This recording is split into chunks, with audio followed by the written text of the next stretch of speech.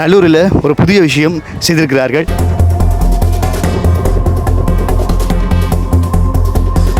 India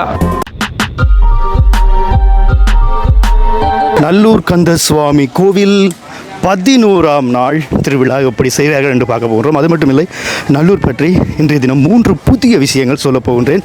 தற்காலத்துக்கு அது தேவையான 3 புதிய விஷயங்கள். முதலாவது, நல்லூரில் ஒரு புதிய விஷயம் செய்திருக்கிறார்கள். என்னுடைய காணொலி மூலமாக அதை நான் அறிமுகப்படுத்தப் போகின்றேன். இரண்டாவது, இன்றிலிருந்து சுவாமி உள்ளே செல்கின்ற நேரம் மாற்றப்பட்டிருக்கிறது. மூன்றாவது, இன்றைய நாள் சுவாமி வாகனம் கிட்டத்தட்ட நீங்கள் 2 வாகனம் பார்த்துருப்பீங்க. ஆனால் இன்றைய நாள் சுவாமி வாகனங்களையும் மாற்றம் ஏற்பட போகிறது. வித் யூடியூப் சேனலில் முதல் பார்க்குறீங்கன்னு சொன்னால் மறக்காமல் சப்ஸ்கிரைப் பண்ணிவிட்டு காணொலியை பாருங்கள். நல்லூர் கோயிலுக்கு முன்னால் வந்துட்டோம். நல்லூர் கோயிலில் புதிதாக ஒரு வசனம் அதாவது ஒரு சுலோகம் என்று சொல்லுவாங்களே, இப்போ அரோகரா ஓ முருகா அப்படின்றது மாதிரி நல்லூருக்கு ஒரு தனியான சுலோகம் ஒன்று 10ஆம் திருவிழாவிலிருந்து அறிமுகப்படுத்தி இருக்கிறாங்க. இனிமேல் நீங்கள் நல்லூருக்கு வந்தீங்கன்னு சொன்னால் அந்த சுலோகம் தான் சொல்ல வேண்டும். சொல்லுவது அருமையாக இருக்கும். அந்த சுலோகத்தை உங்களுக்கு காட்ட போகிறேன். வில் மண்டபத்துக்கு முன்னால் அந்த சுலோகத்தை அப்படியே தூக்கி என்ன சொல்கிற எழுத்தில் பதித்திருக்கிறார்கள். காட்டுறேன்னு பாருங்க.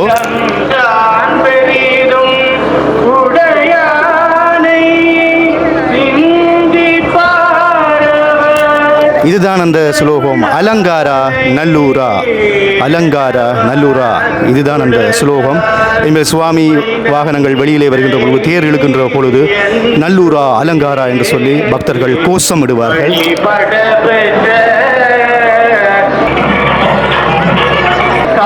அது மட்டுமில்லை, இன்றைக்கு புதிதாக பாருங்கள் 3 சுவாமி வாகனங்களை வெளிவீதி உலா கொண்டு வர போகின்றார்கள். 10ஆம் நாள் திருவிழாவுக்கு பிறகு இவையெல்லாம் இடம்பெறும். அதை விட சுவாமி காவலர்களை பாருங்கள் முன் மண்டபத்தில் எப்படி இருக்கிறார்கள் என்று பாருங்க. மாலை நேரம் 7:50 சுவாமியை இப்பொழுது வெளியிலே கொண்டு வரப்போகின்றார்கள்.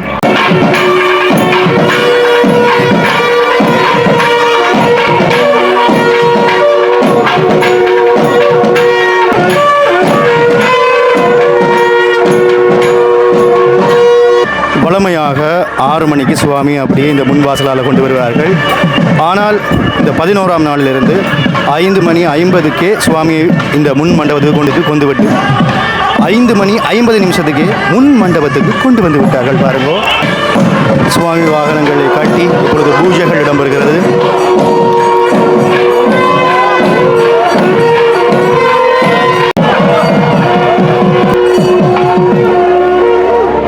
அலங்காரா நல்லூரா என்ற வாக்கியம் நடுவிலே வேல் பொருத்தப்பட்டிருக்கிறது. பாருங்க, அப்படி இன்றைய நாள் சுவாமியை நாங்கள் பார்த்து கொண்டிருக்கின்றோம்.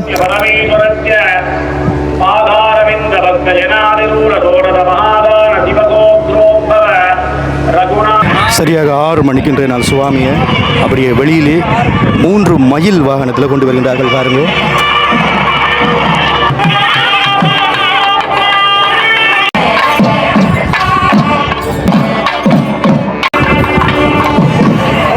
வண்ணமயில் சுவாமி வாகனத்திலே வந்திருக்கின்ற இன்றைய நல்லூர் கந்த சாமியார் பாருங்க எப்படி மேற்கு வாசல் நோக்கி திரும்புகின்றார் என்று சொல்லி.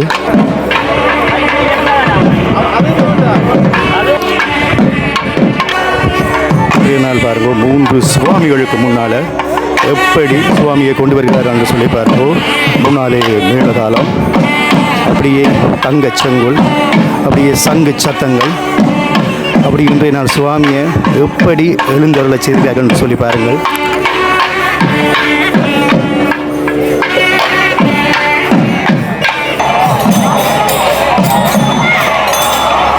மூன்று வண்ணமயில் சுவாமி வாகனங்களை பார்த்து கொண்டிருக்கிறோம். வண்ணமயிலினுடைய முகத்தோற்ற அமைப்பை பார்க்க போகிறோம். ஏற்கனவே 4ஆம் நாள் திருவிழாவில் 2 வண்ணமயிலை கொண்டு வந்தார்கள். இன்றிலிருந்து 3 வண்ணமயில், அதாவது 3 சுவாமி வாகனங்கள் தான் இன்றிலிருந்து வெளிவீதி உலா கொண்டு வருவார்கள். இப்போ நாங்கள் வண்ணமயிலுடைய முகத்தை அப்படியே 3ஐ 3ஆக பார்க்கலாம். எப்படி இருக்கிறது பாருங்கள்.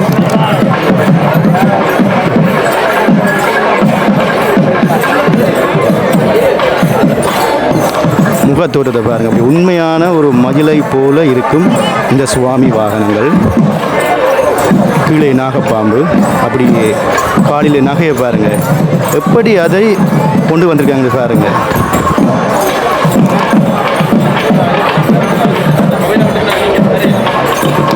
தோகையினுடைய முன்பகுதி.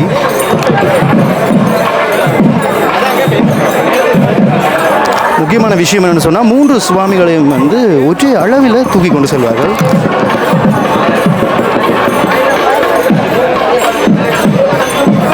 அளவை பாருங்க, சரியான நேரான இடைவெளியிலே தூக்கி கொண்டு செல்கின்றார்கள். மயில் வாகனத்தினுடைய தோகையை பார்த்துக்கோங்க பாருங்க. தோகையை செய்கிறது முக்கியம் இல்லை, தோகைக்கு வர்ணம் அப்படி கொடுத்துருக்காங்க பாருங்க. அதே உண்மையான மயில் தோகை போல அந்த வர்ணம்.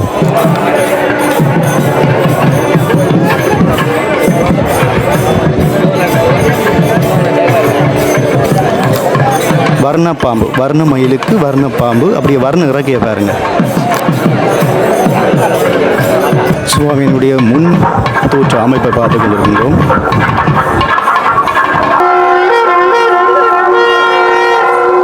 தெற்கு வாசல் வீதிக்கு இப்பொழுது சுவாமி வந்துவிட்டார்.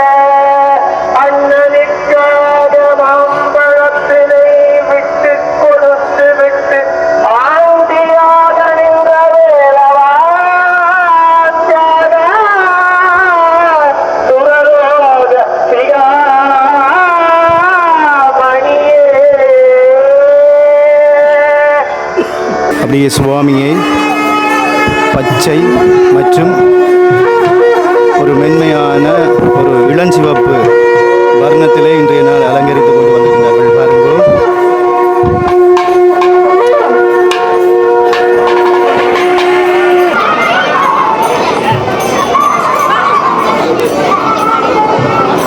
இன்றும் சுற்றுலா பயணிகள் முருகனை தரிசித்து கொண்டு செல்றாங்க பாருங்க. அப்படியே பின்னாலே முருகனுக்குரிய பதிகங்கள் வந்து பாடிக்கொண்டு செல்கின்றார்கள்.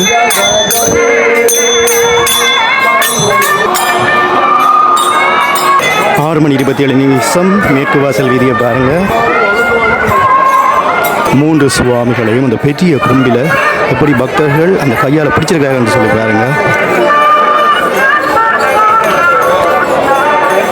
கொம்பு மாறைகளில் கொம்பை தட்டி போட்டு தான் மற்றால் வந்து சுவாமி காவுவார்.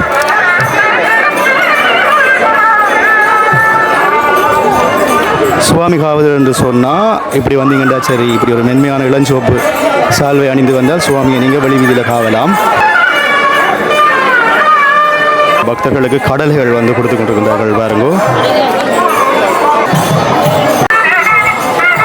வடக்கு வாசல் வீட்டை நோக்கி சுவாமி சென்று கொண்டிருக்கின்றார். இரடம் குத்து உலகு வைத்து பாருங்க. சுவாமி சென்றதுக்கு பிறகு படையல்களை பக்தர்களுக்கு வழங்கி கொண்டிருக்கின்றார்கள். இப்பொழுது மின் ஒளியிலே நாங்கள் சுவாமியை பார்க்க போகின்றோம். மின் ஒளியிலே இன்றைய நாள் சுவாமி எப்படி இருக்கின்றார் என்று பாருங்க. மயில அந்த மின்னிற மஞ்சள் ஒளி பட இப்படியே ஒரு கண்கொள்ளா காட்சியாக இருக்கின்றார் இன்றைய தினம்.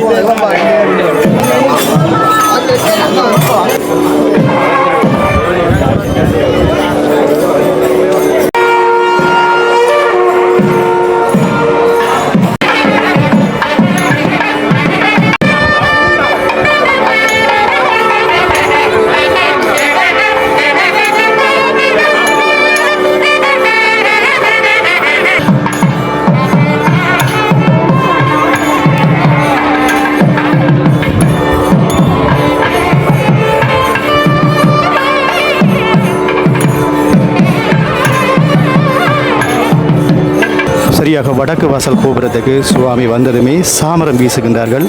6 மணி 38 இன்றைய தினம் 11ஆம் நாள் திருவிழாவில் வடக்கு வாசல் கோபுரத்துக்கு வருகின்றார் பாருங்கோ.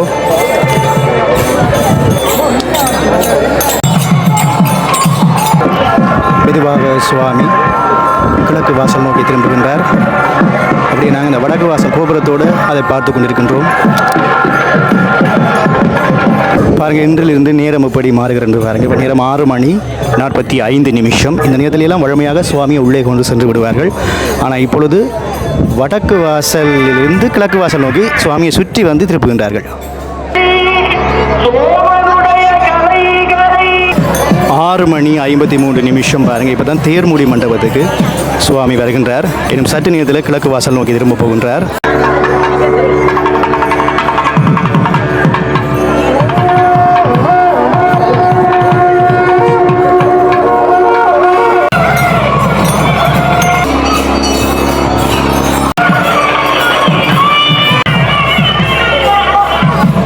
பாருங்க, 3 முறை சுவாமியாய் சுற்றுகின்றார்கள் இந்த பந்தங்கள் மற்றும் மேளதாளங்கள்.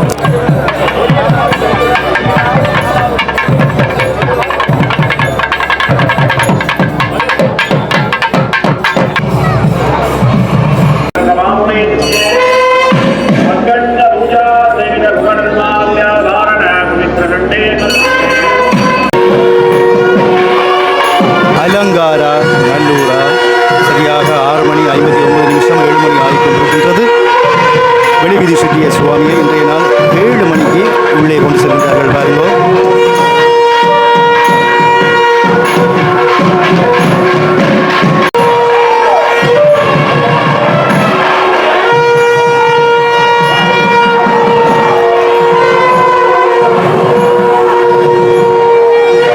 சுவாமி அப்படியே முன் மண்டபத்தில் இறக்கி வைத்து இன்றைய நாள் சுவாமி அப்படியே உள்ளே எடுத்து செல்வார்கள்.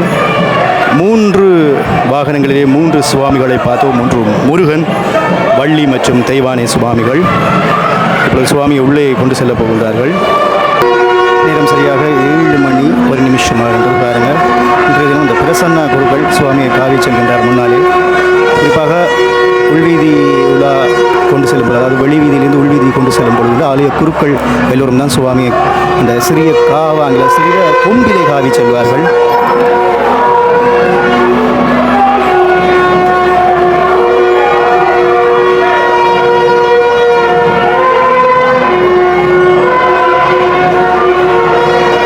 வசந்த மண்டபத்துக்கு எப்படி சுவாமியை கொண்டு செல்கின்றார்னு சொல்லி பார்க்க போகின்றோம். பாருங்கள், தூரத்திலேயே மிக பிரம்மாண்டமான நடராஜர் ஓவியத்தை பார்த்து கொண்டிருக்கின்றோம்.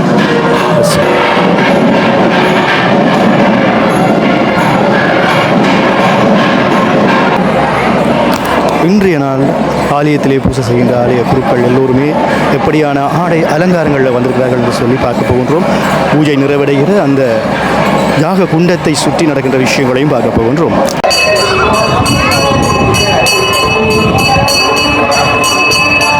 பாருங்க, வெண்ணிற ரோஜாப்பூ ரோஸ் வர்ணம் என்று சொல்லுவார்கள்.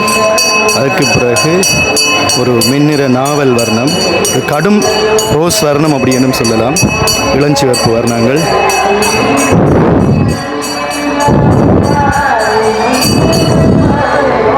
இன்றைய தினம் இடம்பெற்ற பூசைகள் இதனோடு முடிவுறும்.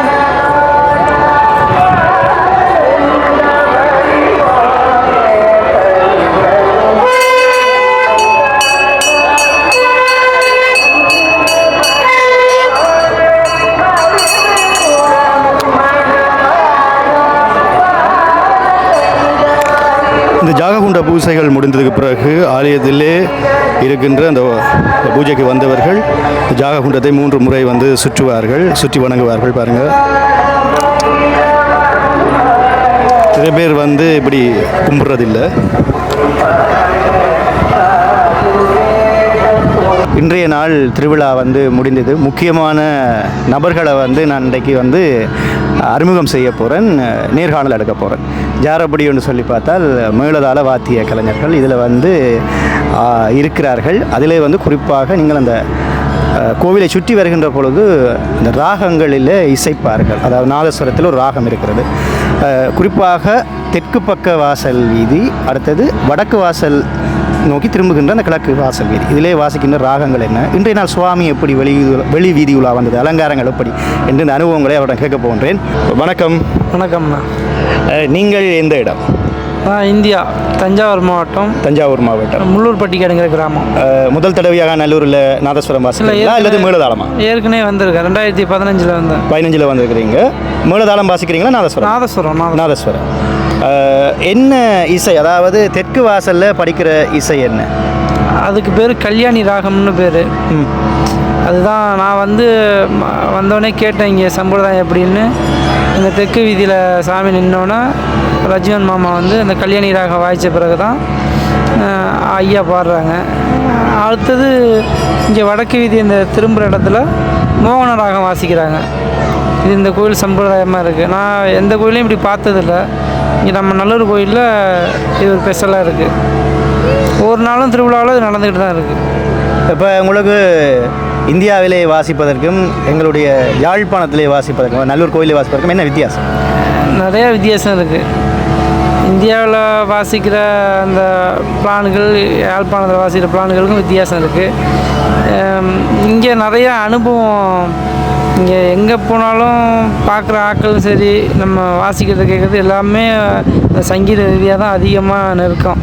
எங்கள் வீட்டிலையே நான் போனோன்னே பார்த்தா சங்கீதம் கேட்டுக்கிட்டே தான் இருக்கும். மாப்பிள்ளையாக இருக்கட்டும், அம்மாவாக இருக்கட்டும், போனவுடனே கீர்த்தனையை பற்றி ராகத்தை பற்றி இதே கதையாக தான் இருக்கும். இப்போ இங்கே வந்ததில் எனக்கு நிறையா அந்த அனுபவம். சாகித்யன் அண்ணா வணக்கம். நாதஸ்வரம் வாசிப்பார், நல்லூரிலே பரம்பரையாக நாதஸ்வரம் வாசிக்கிறதில்ல இவரும் ஒருத்தர். இன்றைய நாள் 3 சுவாமிகள் எப்படி அலங்காரங்கள் எல்லாம் எப்படி இருந்தது? அது நல்லூரில் அலங்காரம் தானே முதல் நல்லா இருந்துச்சு. உண்மையிலேயே நாங்கள் சுவாமியை வந்து தூரன்னு தான் தரிசிப்போம். உங்களுக்கு அதிர்ஷ்டம் என்னன்னு சொன்னால் மேலதாரங்களை மிசேஜ் கொண்டு மிக அருகிலே சுவாமியினுடைய அலங்காரங்கள் மற்றும் அங்கே என்னெல்லாம் இடம்பெறுன்றது உன்னிப்பாக அவதானிப்பீங்க. எத்தனை வருடமாக நீங்கள் நல்லூரில் அந்த இசைக்கின்றீர்கள்? எங்கள் அப்பா வந்து ஸ்டார்ட் பண்ணி 14 வருஷத்துக்கிட்ட ஆகுது. நான் ஒரு 10 வருஷமாக அப்பாவோட நின்று வாசிக்கிறீங்க. ஏன் நான் வந்து உங்களை சந்திக்கணும்னு ரொம்ப ஆசைப்பட்டேன்னா, ஏன்டா நல்லூரில் மேளதாளம் வாசிக்கிறதுக்கு பின்னால் பல கதைகள் இருக்கிறது. நாங்கள் ஆலயத்தில் 25 நாள் திருவிழா முடிந்த பிறகு எல்லா வாத்திய கலைஞர்களையும் இணைத்து ஒரு காணொலி ஒன்று எடுப்போம். சரியா? ஓகே மக்களே, விதோ யூடியூப் சேனலில் பார்க்குறீங்கன்னு சொன்னால் மறக்காமல் சப்ஸ்கிரைப் பண்ணிட்டு காணொலியில் பாருங்கள். நாளைக்கு 12ஆம் நாள் திருவிழா எப்படி இருக்கும் என்ன மாதிரி இருக்கும்னு பாருங்கள். மேலதாள வாத்திய கலைஞர்களுடைய இன்டர்வியூ நேர்காணல் தனி ஒரு காணொலியாக திருவிழா முடிந்ததும் வரும். அதில் எந்த வித மாற்றமும் இல்லை. போன வருஷம் நான் அப்படி ஒரு காணொலி எடுத்தேன். நான் இந்த வருஷம் வித்தியாசமாக எடுக்க போகிறேன். வணக்கம். ஓகே, இன்றைக்கு பார்த்தீங்கன்னா கொஞ்சம் கூட்டம் குறைவு தான். மற்ற நாளை பார்க்கும்போது இன்றைக்கு கொஞ்சம் கூட்டம் குறைவு தான்.